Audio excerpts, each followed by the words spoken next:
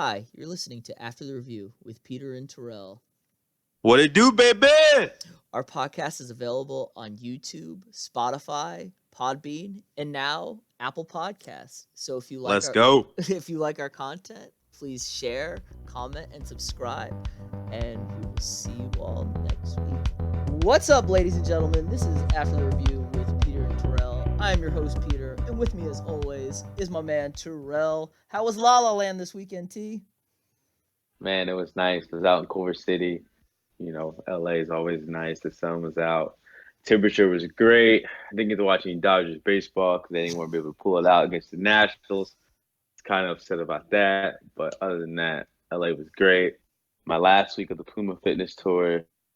So I'll be home for a week and now. I'm very excited about that. Yep, you've been racking up those frequent flyers left and right. But staying in state, California, how about those San Francisco 49ers, last unbeaten team in the NFC, and the New England Patriots, last unbeaten team in the AFC? They're basically the same teams. Am I wrong?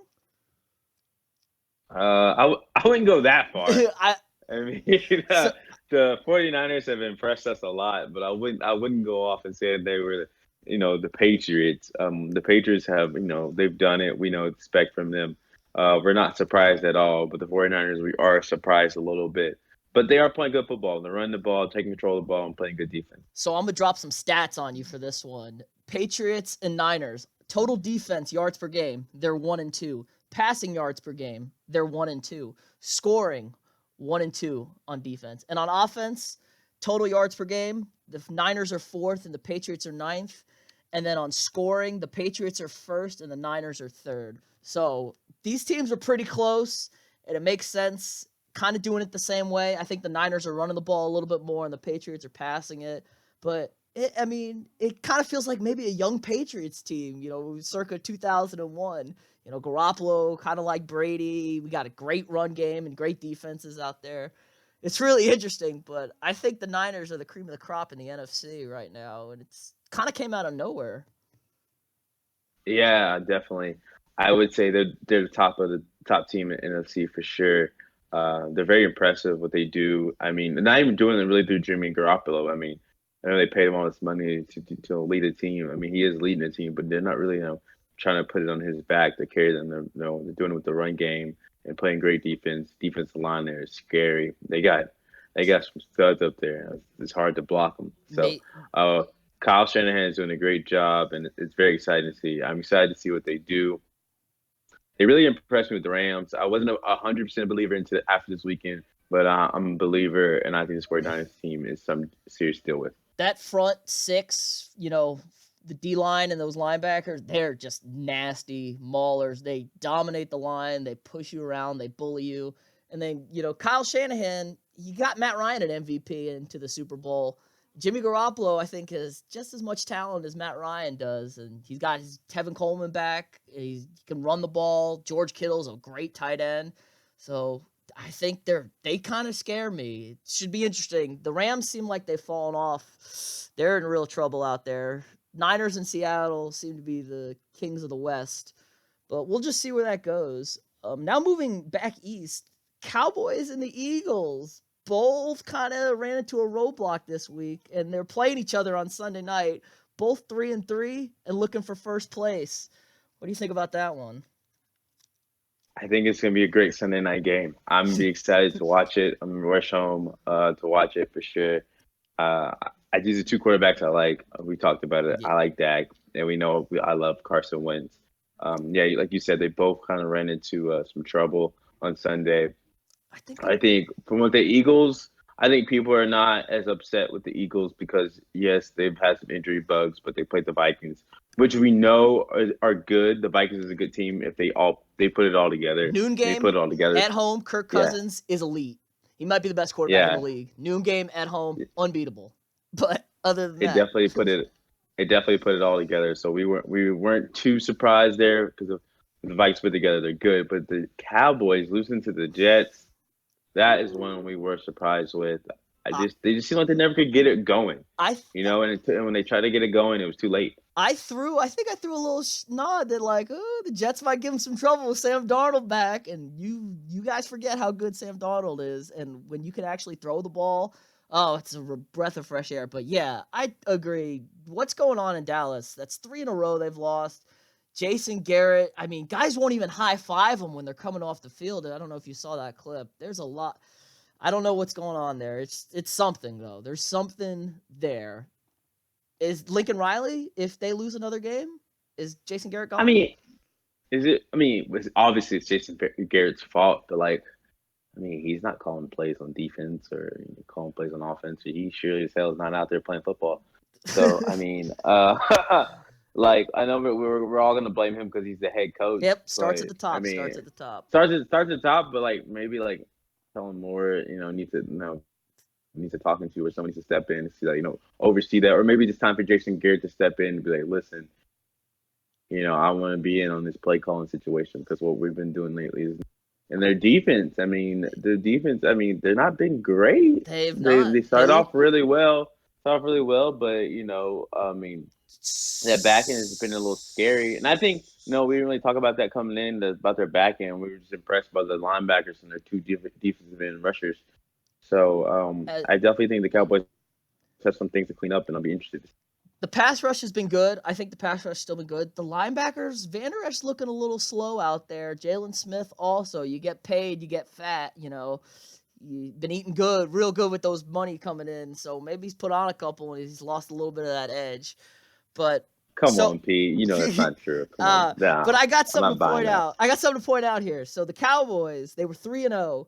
The 3 teams they beat have a combined record of 3-14. And if you take out the games against the Cowboys and those 3 teams playing each other, so the Giants, Redskins, and Dolphins, they have a record of 1-10. So the Giants beating the Buccaneers on that missed field goal that was like 36 yards on that epic Daniel Jones coming out party is the only win against another NFL team that those group of 3 teams have that the Cowboys' 3 wins are. So maybe the Cowboys were just overhyped because of the schedule. Maybe they're not that good. I mean, they're talented, but maybe they are a 500 team. I just, it's hard to say. They beat up on bad people, makes you look good, and then you face some stiffer competition, and then you lay a complete egg against the Jets when you're not prepared at all. You get into the game. I mean, the refs tried to get you into that game with 6 straight penalties on the last drive of the game, 4 of them against the Jets, which were very suspect, but we'll see. There's something wrong in Big D. Hopefully they get it figured out. As obnoxious as Cowboy fans are, it's fun to watch, Zeke and Dak do their thing, but we'll see. Eagles Cowboys Sunday night. I think we're gonna pick that game right now. 3-3 for the division. Who you got in this game, Terrell? We're going early with this. Oh, man. You're picking it right now. Picking it right now. Here we go. I want the Eagles to win, so let's write down the Eagles as my pick. But cold hold on. I think the Cowboys are going to win this football game. They're at home. They need to get out of the funk. I mean, the Eagles need to get out of the funk too, but at home, I think that just pushes them over the edge, and I think the Cowboys win. Okay, so you want me to write down Eagles with the pick, but he... Oh, so sorry. Yes, Eagles with the pick. You think, but you wouldn't be surprised. You're feeling Cowboys, but your heart tells you you can't get burned by Dallas again. Well, I'm going to let the Cowboys... Yeah, exactly. I'm going to let the Cowboys keep burning me, and I'm picking the Cowboys. I think they're just... I don't know. I just think it's going to be interesting. The Eagles have no secondary whatsoever. So Dallas is going to have to air it out because they're not going to be able to run the ball because Philly's got a stout run defense up front. But, yeah, we'll see. I'm going Dallas. It's really fun to watch 3-3 teams playing for first place when the ceiling's a lot higher for both these teams coming into the season. But speaking of high ceilings, we got the New England Patriots undefeated in the AFC. And Kansas City lost again this week, a little uncharacteristic against the Texans. But are the Texans a new threat to the Patriots in the AFC? Maybe. There's a couple of teams who could be there. I mean, the Chiefs still up there to be a threat. The Texans, I still think the Colts could be a threat there. I'm probably missing a couple teams. Maybe You could Ball. fill Do you in. think Baltimore? What do you think? You think Baltimore Ba- maybe? Chiefs. Ah, Yeah. Baltimore. I mean, they started off so hot, but they haven't been like stellar. I mean, they kind of messed around with the Bengals this weekend. I know it's a They divisional did. game, so anything happens. But Baltimore showed us a lot this weekend with Seattle. If they're a competitor for the Patriots in AFC, but I do think it's the Chiefs, the Texans, and then the Colts there to really compete. But yeah, I still think the Chiefs are still a good team. A good team. It's a long season. They do play a very hard schedule. That the conference they play this year is AFC South, as well as the NFC North. So, Ooh, yep. You can't. but Maybe the best yeah, not maybe by the best conference in football, the NFC North. yeah, I would say definitely the best conference in football. Um, you know, or I mean, I guess Yeah. you could say the NFC West would be good too, but Yeah. just with so bad the Cardinals are. Sorry, I still. can't really say Yeah. that. Yeah, Yeah. it's so bad. But yeah, the Chiefs long season. Not gonna overreact here, but I am very upset with Mahomes and Andy Reid for going 2-0, blank, going 0-3 on the last two drives. Yep. 3-0 on the last two Three and drives. out last Wow. two drives, not great. Mahomes does have the bad ankle. It's affected him. Like you and me, we know we've played enough sports. We've rolled an ankle, and if you just can't let it get. It's not getting better. You got to rest it, and it's not going to because you're playing in an NFL season. So it's got to be bugging him. It's probably not going to get any better. You got fat guys jumping, landing on him. He's going to tweak it again probably every other week or so. So Yeah, and he's playing on Thursday night tonight, this, so he's got a yep, not quick going to turnaround. help at all. But Hopefully, he gets gets the out 10 days healthy. off, 10 days off, and the Yeah, bye. exactly. But the bye's late. I know they have a late bye this year, like week 12 or so.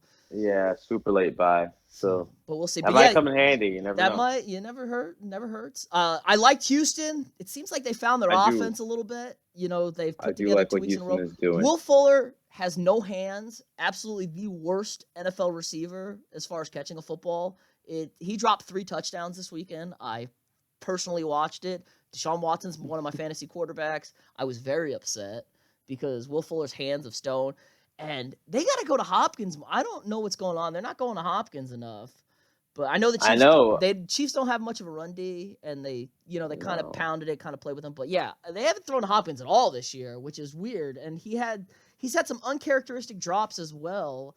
I think they said he didn't drop a ball for 2 straight seasons with Deshaun, and now he's got 4 drops this year, I believe. Might be only 3, but something like that. Still very weird, but they play good enough defense. They got some playmakers out there.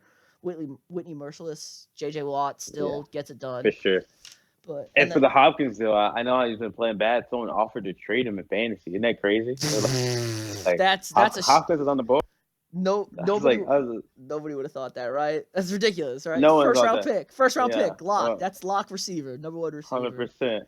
Oh. Someone sent the trade to my dad, and they're like, "Hey, ask your dad if he wants Hopkins." Like, all right, I'll ask him. Like, We'll all see. right. I don't know if I want to. My dad has Hopkins too, and he gets mad and curses at him every week. He's like, I got no damn receivers because of Hopkins and Kelsey being a It's little still flat as well. early. It is early. It's only week 6, but Yeah. we'll see. We'll see. I like you said, Indy, interesting. Andrew Luck was in the building this week because he, mounting a comeback. Late in the season, Super Bowl push for them. Jacoby Brissett goes down. Just throwing that Really? little piece out I didn't there. see that. You I didn't didn't see see that. that? Why was he in the, Yeah, why was he in the building on the bye week? somebody was in somebody was visiting. It was a post to Twitter, and Andrew Luck was with Brissett and somebody else. I forget who posted the picture, but he was in the building on the bye week with Jacoby, so they were working on something. He was hanging out. So maybe, could be a little something there. If Brissett goes down, they, drag old General Andrew Luck back out to lead the troops once They again for the Super they to make did a pay. Super Bowl run. They did pay him already, so they're like, "Hey, look, do this D for us, and we'll let you only have make you pay a few games here and there." Yeah, I like that idea. Maybe keep him on the roster forever. A permanent employee of the team, right? You don't have to worry about that. Exactly. It's not like Irsay doesn't have enough money to pay him. But team that kind of thought might be a contender in the AFC this year. I don't know necessarily a Super Bowl contender, but definitely a playoff team. The Cleveland Browns, that coming off a beatdown from the Niners, but as we saw, the Niners are a good team. And they got the Seahawks rolling into town. We bet this game. We love Seattle +2. And Cleveland came out firing. What are they up 20-6? But game didn't finish how they liked it, did it? No, a lot of penalties. They start turning the ball over. Things that would definitely get you beat in a football game, and they definitely start happening. And that's why they end up losing. Baker looked great to start off, doing some good things, and then they start tilting. Didn't look so hot towards the end. Uh, his receivers weren't helping him out either. OBJ had a good game, but some of his receivers, where they're dropping passes. I know one of his interceptions was a drop pass by. So I mean, it's tough, to really, say he had a horrible game. If you look at stat line, it's not great. He had 3 interceptions. Yeah. But this Browns team, although this Browns team did show me that they can be very good, they just got to put a full game together. They got to get it together. They just got to they got to put it all together. I don't know about this Brown team, but I just want them to put a full game together. And they can be very good. Yeah. They scored 8 points in basically 3 quarters, the last 3 quarters of the game, because I think they scored very early into the second quarter against Seattle to go up 20-6, and scoring 8 points at home in the last 3 quarters is really inexcusable. Pete Carroll's out there playing chess, and Freddie Kitchens like playing Hungry Hippos. I don't know if he can coach in the NFL. It really seems like he can't coach. But Baker, again, his career stats, he was touted as being very accurate, coming out of college, right? That was Baker's thing. Little undersized, little underathletic. In 20 games, he has 25 interceptions. That's inexcusable for a guy who's accurate. Like you said, the receiver did drop a ball to seal the game for the interception, but hasn't been accurate. He's been missing guys. He's been throwing bad interceptions, and he complained about the officials after the game. Not to say the officials have been great this year, but opposite side of the coin, Russell Wilson is the exact opposite of Baker Mayfield as a quarterback, don't you think? Just a calming, winning presence. Yeah, 100%. Russell. Yeah, I feel like if you're a Seahawks fan, there's never a point in the game where you're like, "Oh, we're out of this," because you have Russell Wilson, and he does things to make you feel that you're always in the game. So I mean, he's very, like you said, a calming presence on it. I'd love to have. Now I'll have my home, so I wouldn't say I'd love to have but you wouldn't hate it. You wouldn't hate it. You would I wouldn't hate it. You're right. You wouldn't be mad if you had to swap. You would not. No, be this mad. Seattle team is pretty good. Russell, leads them in charge. Bobby leads them. I would like to say though, I think Russell does get some favorable calls. There's been 2 games he's got some soft roughing the passer calls. That's what happens. Some real soft ones that like kept the drive going. I'm like, hey, he's just a nice guy. The ladies love him. So my mother likes to say he's a very cute looking man. So they don't want to mess with his face. I don't know if the ladies love him. I don't know if Russell's out here I'm sure ladies love him, but I don't know if he's out here like that, like the ladies love him. I don't think he's on that Jimmy G. He's not on. Like yeah, it's different. It's different. It's a different kind of look. He is. Who is his wife? Yeah. I mean, he's obviously. Yeah, you're right. You're right. Who's his wife? But he's on that my mom loves him because he's a sweet young boy. Like he's so nice. Not like homegirl. I mean, not a girl down the street thinks he's super sexy. Like not that. Like Cam. He's not like a Cam Newton kind of guy. He's a different kind. No, he's very kept in home. Yeah. Like bring mom home to him or whatever. Yep. Bring dad to meet Russell or whatever. That type of vibe. Yeah. That's what got going on for Russell. I get it. But yeah, Russell, you're never out of it with him. He's my MVP frontrunner right now. He's carrying this team. He's leading this team. I can't believe he fell to where he fell in the draft. Every executive said he was the most impressive interview at the combine they had in almost forever. It makes sense. He was a 5-year starter in college, but keeps leading the charge. Seahawks got the Ravens this weekend coming to town. That's a pretty big game. We're picking this one. You're going to be at this game, right? Hey, I'll be in person. I'll be at this game. I'll be seeing this live.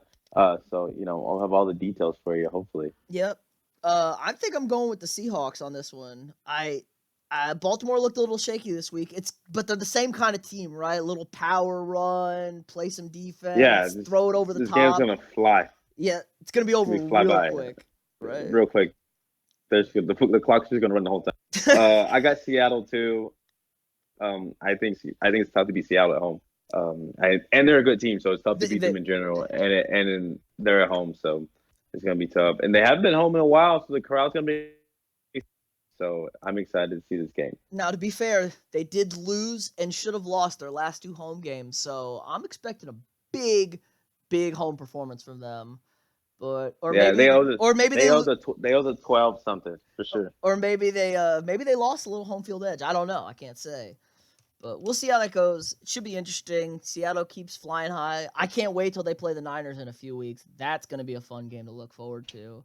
It'll even be even better when they play them in Seattle.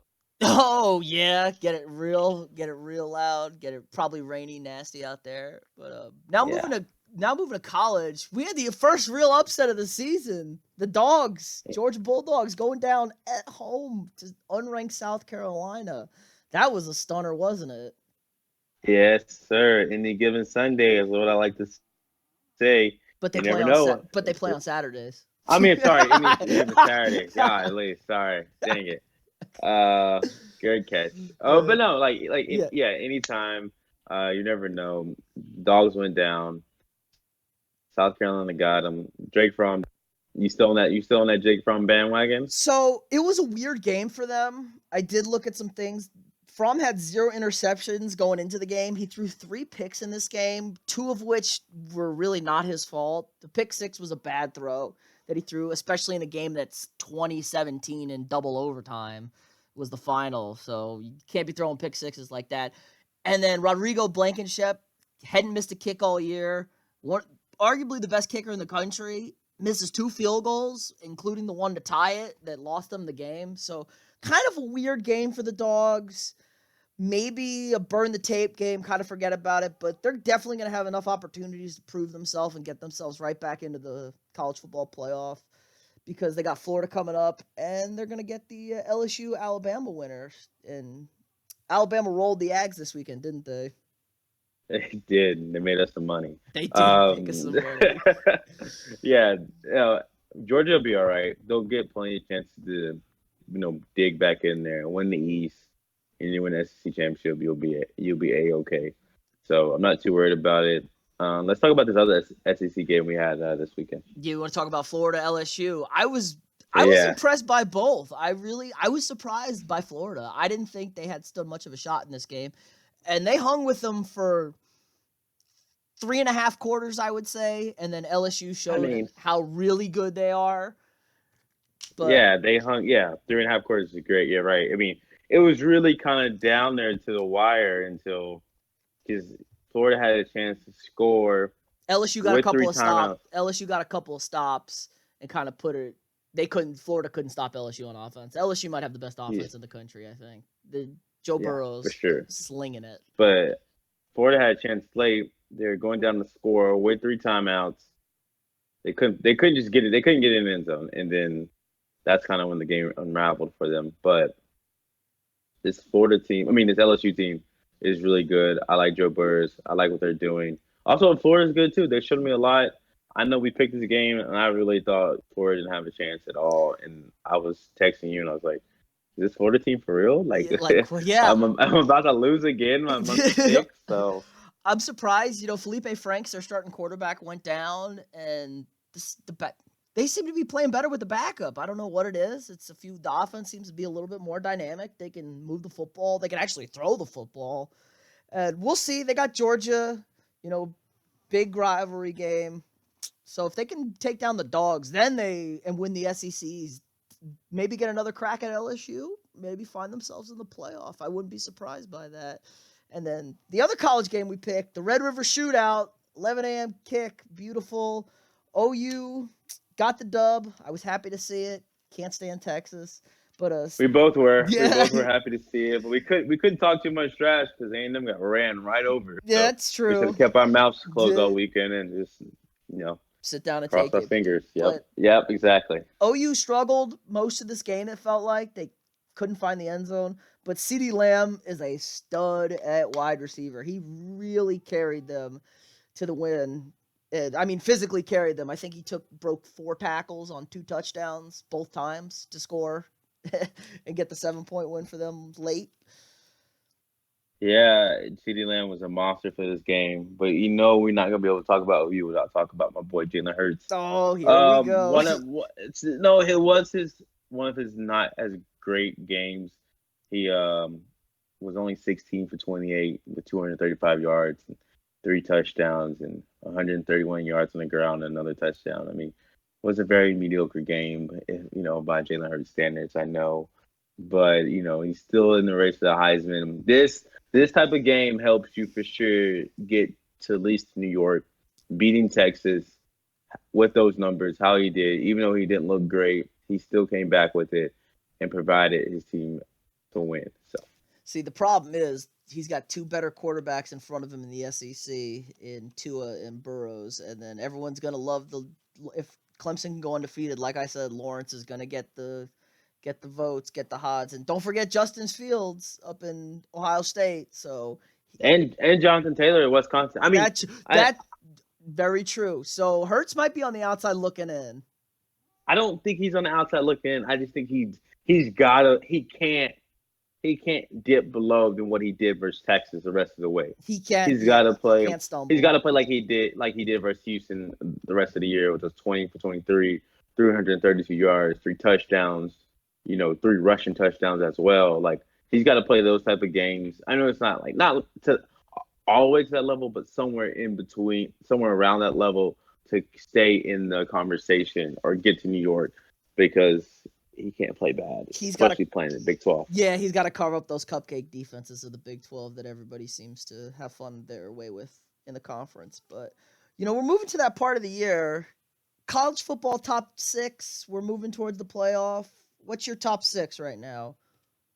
My top 6, I got Bama 1 still. I'm going to go Clemson 2, LSU 3, Ohio State 4, Oklahoma 5, and Wisconsin 6. See, I like the list. I have the exact same 6. It's just a little different order. What's your list? My list, I got Bama 1, I got LSU 2, I got Ohio State 3, I got Clemson 4, and I got Wisconsin 5 and OU 6. And, I think LSU is really just the team that stood out the most to me. I know Bama's Bama. They're going to dominate. They're that good. But LSU is the sleeper. Kind of came, I don't want to say out of nowhere, but a little surprisingly. Them in Wisconsin. Wisconsin, man, can anybody score on that defense? I don't think so. I mean, nobody can score. So I can't wait to see Bama, LSU, and hopefully see Wisconsin, Ohio State. So this list kind of works itself out. And we get the right top 4 in there, but it'll be interesting to see. I think OU's weak performance this week from OU hurt them, and Clemson hasn't looked strong for me as a defending national champion. Mediocre against A&M. It felt like really struggled with North Carolina. Did bounce back this week against Florida State, but we'll see. Yeah, we definitely will. You talk about Wisconsin's defense. I feel like we always, Wisconsin's always good until they play. I guess until they get to that the big Big dogs, 10, Big 10. Big dogs. Yeah, they beat Michigan, but we don't know if they're a big dog. They're always good until they get to that, Big 10 championship game, and we'll really see what they're about. So they're like one of the teams is, we think they're good, but are they really good? So my eyes on them for sure. But I do like Jonathan Taylor and what they're doing. So that's right. I hope they're good. Ground and pound, baby. Ground and pound. Run the rock, play defense. I think it just feels a little different this year. They play good defense. They're playing out of this world defense right now. They have given up 4 defensive touchdowns this year, and their defense has scored 4 touchdowns. That's ridiculous. Yeah, that's crazy. So I hope they're good, and if that's the case, we'll have exciting CFP. Yep. All right. So how about our October update for baseball championship series? We got the Astros and my Yankees playing in the ALCS, and we got the Nationals and the Cardinals in the NLCS. And the Nationals are really running through St. Louis, aren't they?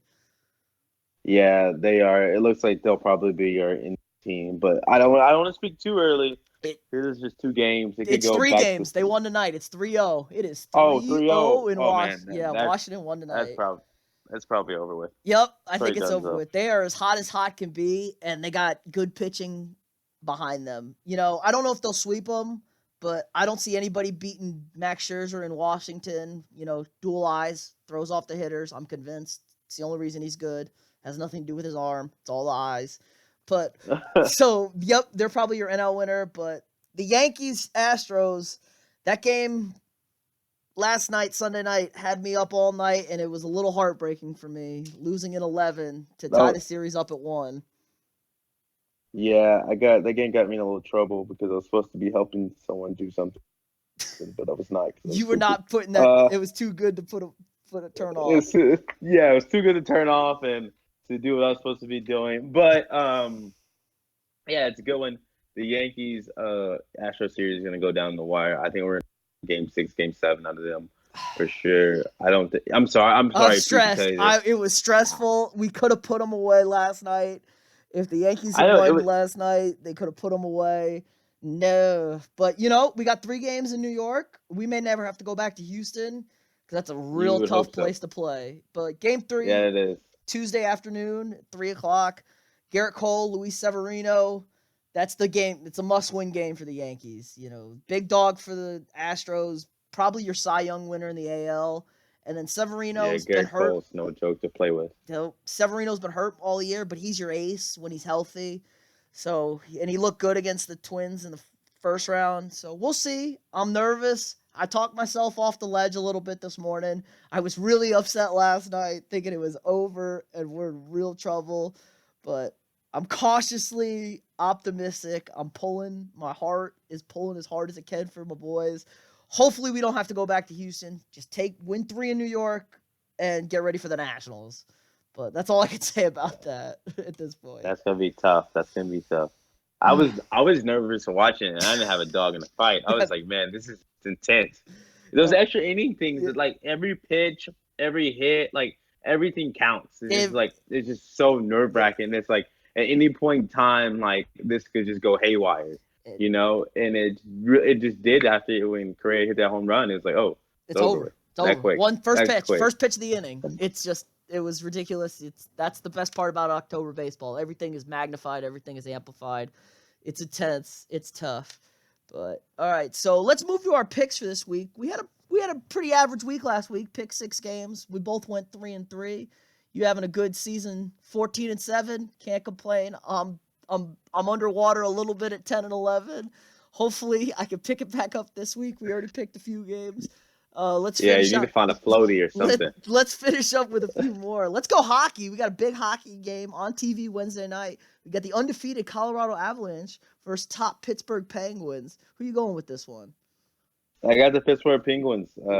My good friend John, he's a Pittsburgh fan. So, when in doubt, I'm always going to roll fam. So, I like it. I like it. I'm a Colorado fan because of my cousin. So I'm rolling with the Avs. Got to roll with my team. It should be fun. It's nice to pick a little early season hockey just to see. Now, college football on Saturday. Michigan, Penn State. You mentioned Michigan, got beat by Wisconsin. Another big game. Feels like Harbaugh struggles in big games, but it also feels like, Franklin struggles in big games. So this will be fun to watch, don't you think? Yeah, definitely it will be. I got Penn State once again. John, he's a Pittsburgh fan.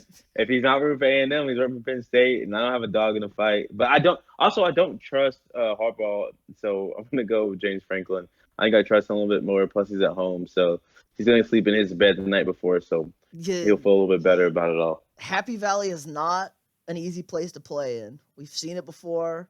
I think Penn State comes out on top. I really haven't watched them, but I see the score lines. They're winning the games they should win by the numbers they should win them by. So I'll be watching this one pretty closely, I think, if I can get some time. I got a wedding on Saturday, so who knows.